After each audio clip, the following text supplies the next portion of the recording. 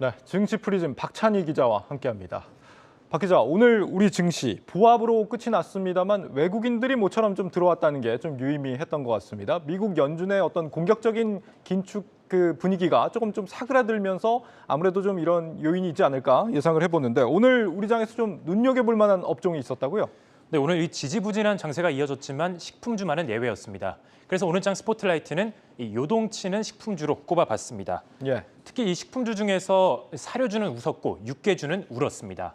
사료주가 오르면 사료를 먹고 자라는 이 가축 관련 제품 가격이 오르기 때문에 보통 사료주가 급등하면 육개주가 따라가는 그런 움직임을 보였는데요. 오늘은 예외적으로 희비가 엇갈렸기 때문에 이 특징주로 꼽아봤습니다. 사료주부터 먼저 살펴보도록 하겠습니다. 대주산업 그리고 현대사료가 8%, 4% 오르는 등 전반적으로 흐름이 괜찮았습니다. 사료주는 지난주 후반부터 이 상승 행진을 이어가고 있는데요. 특히 한일사료의 경우 3거래일 내리 상한가를 기록하면서 오늘 하루 거래가 정지됐습니다. 4거래일 만에 2배 넘게 오른 겁니다. 예. 3대 수입 곡물로 꼽히는 밀, 옥수수, 이 대두의 선물 가격이 올해 급등하면서 사료주 주가를 견인했는데요. 전날 시카고 선물거래소에서 옥수수 선물 가격은 무려 10년 만에 $8를 돌파하면서 최고치를 경신했습니다. 밀과 대두 가격도 각각 연초 대비 20% 넘게 올랐는 모습을 보였습니다. 이렇게 곡물 가격이 오르는 것도 전쟁하고 관련이 있는 건가요? 맞습니다. 크게 두 가지 요인이 있는데요. 첫 번째는 말씀해 주신 이 우크라이나 사태였습니다. 가장 주된 이유는 우크라이나 전쟁에 따른 이 지정학적 리스크로 살펴볼 수 있습니다. 곡물 핵심 수출국에 속하는 러시아가 우크라이나를 침공하면서 이 수출에 적신호가 켜졌는데요. 러시아가 곡물 주요 수출 통로인 우크라이나 흑해양을 봉쇄했기 때문입니다. 우크라이나는 대표적인 밀 수출국이고 러시아는 농산물뿐 아니라 비료 같은 농업 제품의 주 생산지이기도 합니다. 전쟁이 장기화되면서 이러한 수급 문제는 갈수록 악화되고 있습니다. 두 번째는 날씨입니다. 농사에 가장 치명적으로 작용하는 것이 바로 악천후인데요. 옥수수의 경우 추운 날씨로 인해 파종이 늦어질 수 있다는 우려가 나왔고 또 밀은 핵심 생산지인 미국 남부 지역에 가뭄이 들면서 생산에 제동이 걸렸습니다.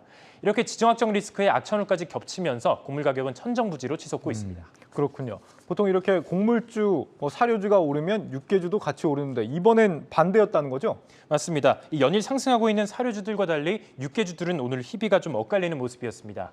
닭고기 전문 업체 마니커와 하림은 차익 실현 물량이 출회되면서 4% 내외로 하락한 반면에 교초 F&B 그리고 서울식품은 4% 그리고 15% 넘게 올랐습니다.